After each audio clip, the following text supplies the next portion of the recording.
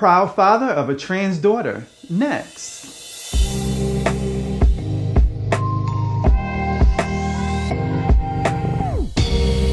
Welcome back to Transcend. My guest today is a professional skateboarder and actor appearing on shows like Sons of Anarchy, Dexter, The Protector, and Goldilocks, just to name a few. Fabian Alomar is involved in community outreach, empowering the youth to skate and to have fun. However, his most coveted role is the one of a very proud father. Please welcome Fabian Alomar. Yay! Thank you so much for joining us and being here today. Thank you. Thank you for having me. It's our pleasure. I'm so happy to sit down with you and to hear your perspective, as I grew up in an environment of toxic masculinity that did not provide a safe space for a rainbow child. At first glance, you're a tough-looking man, and one might assume that transitioning is something that you would not accept or support. What would you say to that? Well, I would say don't judge the book by its cover, because if we all did that, then we'd all be in a big mess, which a lot of us are. It's just a lot of people in our communities, in our environment. That's just the way they think, When you see a person, I don't really judge by the book or the cover, It's more about the person itself and the person who they are. And once you get to know me, I'm a pretty nice guy than who I used to be a long time ago. That's the beauty of growth and change, that we can always grow into something more evolved than who we were in our past, and we all deserve that. Right. What were your initial thoughts when your son told you that he would be soon transitioning into your daughter? I was kind of, to be honest with you, it was kind of like it was kind of a hard pill to swallow, only because, like I said, again, we grow up in this train of thought, and like coming from my family, and it was really something that I had to grow into and start thinking differently. And it wasn't easy, and at times, like, we're still in the midst of, like, communication is not really 100%. So I wish that it was better, but I've come to love and accept him the way he is, and if he wants to be referred to as she, then that's what I'm gonna do. And I just don't want to lose my kid. I don't want to lose my son because of my ignorance. So I'm learning to accept and love and to appreciate people for who they are. And God made us all differently, and it's acceptable in my eyes. Amen to that. And I love that you said that, because, my father, unfortunately, he was not that open. He was not even as open in terms of me being gay at the time before I transitioned. Right. So it was hard for him too to let go of his son and embrace his daughter. I transitioned after his passing, so it's like there's still a lot of unfinished business there in terms of coming to grips with it with him on the other side. But I just love that you are willing to take the chance and growing to getting to know your son, who is now becoming your daughter. Right. What has been the reaction from the rest of the family? It's like 50-50. I guess it's there, it's hard to say. I want it to be good. I want the situation to be good with everyone. And I feel like if we're gonna judge him, then judge me too. And judge my father, because we've all made mistakes. Everyone in my family, we all have a past. This is something that he was born with, and it's his path, and God has a path for everyone. And I feel like, even though it was hard to, accept for some people, that they just have to get over it and get with the times.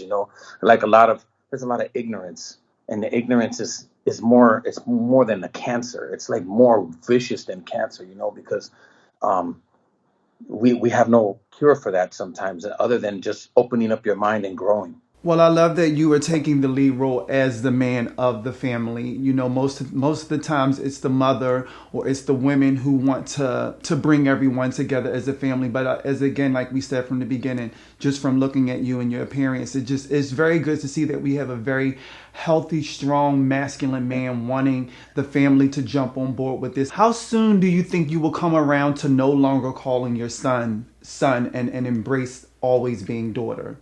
Because it could be very triggering. It is. And, I remember and always know that I have a son. So for me, it's gonna be when the I guess when everything comes into play as far as his operation and as far as his procedures go, you know, I can get adjusted to it. It's taking a process of I'm telling you the truth, and I'm not gonna be on this show and then lie to you Give it to because us I have real, no. honey. That's what Yeah, we like. my thing is, it's it's a process, and it's a hard situation for some of my family. I seem to be the one that's more lenient and leaning towards, like, okay, let's go along with this and let's support him because he needs that. I would hate for him to be feeling alone and to distance himself. So that's what gets me. And you know, I could call him by the name that he wants, but I remember his birth name was a boy's name, but I have it tattooed on me. So maybe I could just add the little girl-ish thing to it too. I don't know what I have to do. I'm gonna do what I gotta do, Grace. That's what I'm saying. That would be lovely because I went from having tattooed Nita's boy to Nita's girl. So that would be lovely. How much did you know about the trans community before? Well, no, not much. I mean, I grew up in LA and I grew up in Echo Park.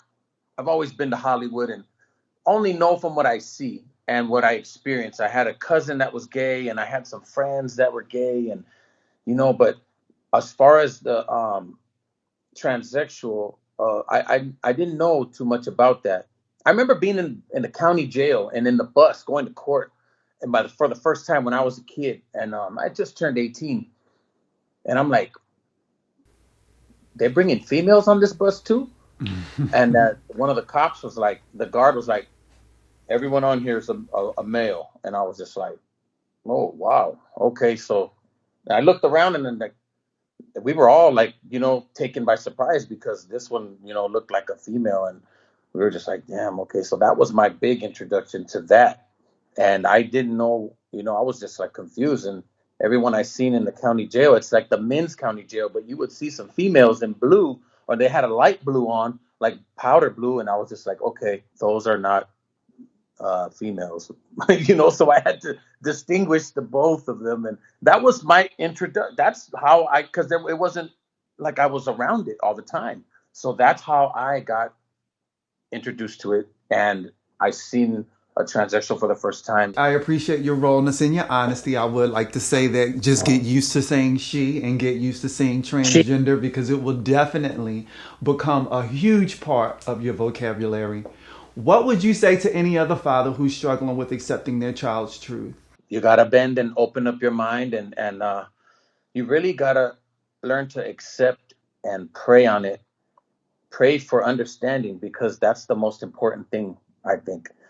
The understanding part, because if you grew up like me, anything like me or my father or my uncles, and you know, we're like macho, and that macho can sometimes become an ego trip, and then the ego trip, it tends to give you that ignorance, and that's where in our communities that we have a lot, and a lot of us growing up, we don't understand that part of it because we neglect to, we're like too embarrassed, or either we're like too we're too up here with it, like we just get that we don't want to deal with that because it's kind of like it could be a shameful thing to some people, but today's world, it's a real thing.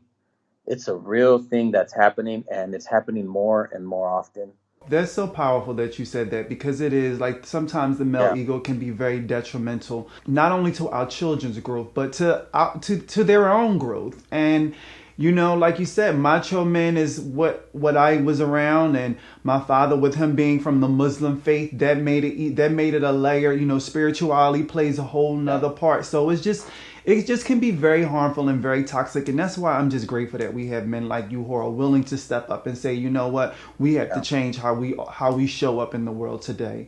Even though it's 2021, acceptance as of the LGBTQIA plus member is not always easy, especially in minority communities. Why do you think that?